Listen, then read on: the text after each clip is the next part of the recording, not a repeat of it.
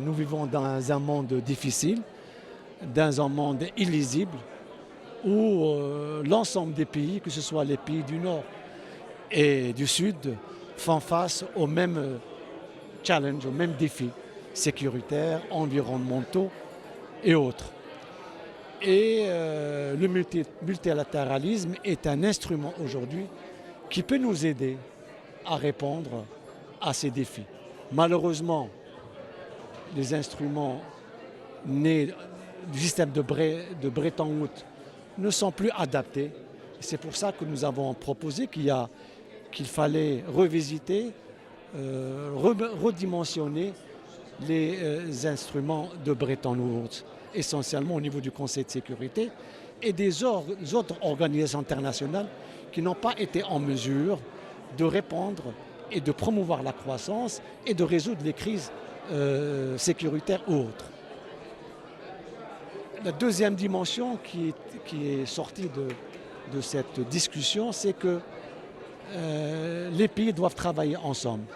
Travailler ensemble dans le cadre d'une approche concertée, dans le cadre du respect des valeurs des uns et des autres pour aller de l'avant. Et là, je pense que c'était un élément qui nous appartient de relever.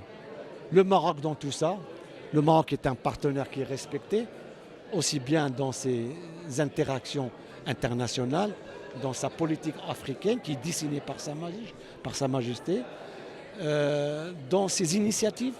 Vous savez, le Maroc a été précurseur dans pas mal de secteurs, notamment dans l'énergie.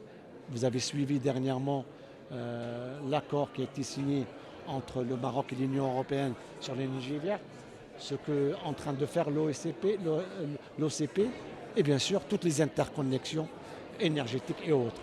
Donc c'était un panel extrêmement riche. J'ai particulièrement insisté qu'étant donné que les défis sont globaux, il faut des réponses globales, des réponses concertées, avec une ambition que le Maroc a toujours portée sur une reconfiguration des relations internationales au niveau de l'Afrique, mais aussi au niveau de notre relation avec l'Europe, qui demeure un partenaire stratégique, un partenaire important pour le Maroc.